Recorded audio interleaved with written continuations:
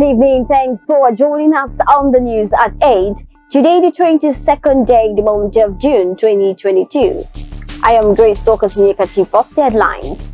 Bill seeking conversion of Abia State College of Education to University of Technology and Education passes first reading. Igbos will stop being political slaves. Okwesileze Wodo talks tough. INEC bows to pressure, agrees to extend voter registration. We'll take commercials, we'll be right back with the details and many more. Stay connected. The biggest bang of the season is about to go down. It's the ABN TV Service Awards 2022 at Sheraton's Hotels, Abuja. Welcome back. Now the details. Abia State House of Assembly on Tuesday passed to first reading a bill seeking to convert Abia State College of Education Technical Aruchukwu to Abia State University of Technology and Education Aruchukwu. At the Tuesday plenary, the bill sponsored by Mike Onyekere Okoha, member representing Aruchukwu State constituency, after going through legislative processes and in motion moved by the majority leader, Honorable Solomon Akolono, seconded by Honorable Stanley Mwabisi, member representing Ikwano State constituency. The bill, HAB 58, passed first reading. Rep. Sam Onibo has applauded President Muhammadu Buhari for nominating an indigene of the state and his constituent, Chief Henry Ikechukwu Iko, as a minister designate in his cabinet. The federal lawmaker, in a letter of appreciation to the president on Tuesday made available to ABN TV, said that the nomination is an indication that President Buhari is a firm believer in inclusiveness and a testimony to his commitment to ensuring that many qualified Nigerians are given opportunity to serve their fatherland. Former governor of Enugu State, Chief Okwesileze Wodo, has condemned the denial of Igbo presidency by the All Progressives Congress (APC) and the opposition People's Democratic Party (PDP).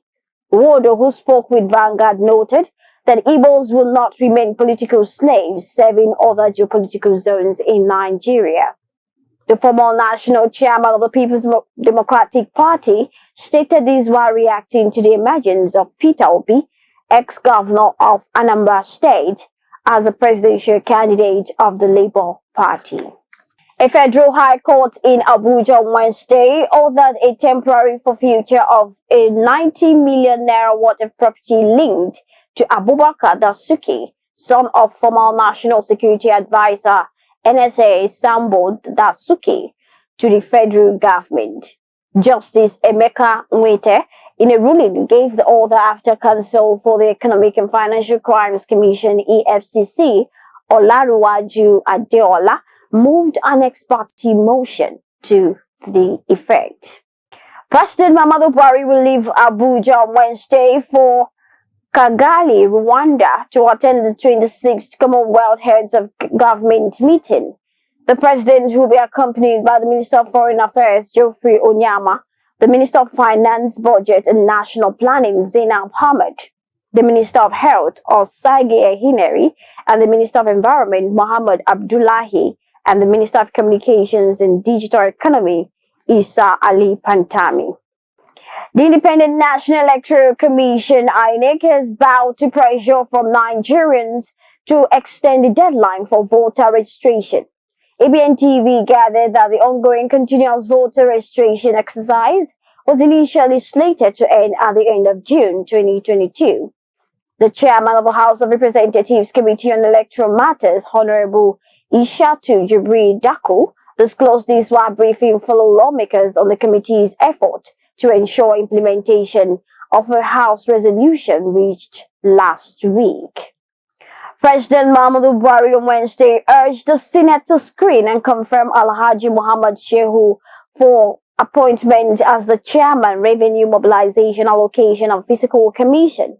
Buhari's request for the confirmation of Shehu was contained in a letter read at plenary by Senate President Ahmed Lawan. The chief imam of Maiduguri Road Juma East Mosque in Kaduna, Malam Dahiru Lawan Abubakar, has died at the age of 52. ABN TV reports that the chief imam, who was until his death an upper Sharia court judge in Makarafi local government area of the state, died after a brief illness. He was being treated at the 44 Army Reference Hospital before he died in the early hours of Wednesday. On the foreign scene, earthquake death toll in Afghanistan exceeds 920. At least 920 people have been killed and about 620 others injured in an earthquake in eastern Afghanistan. The Deputy Minister of State for Disaster Management, Sharafuddin Muslim, said on Wednesday in a statement on a broadcast by the Tolo News TV channel. Earlier, it was reported that the 300 people became victims of the natural disaster and about 600 people received injuries of different degrees of severity.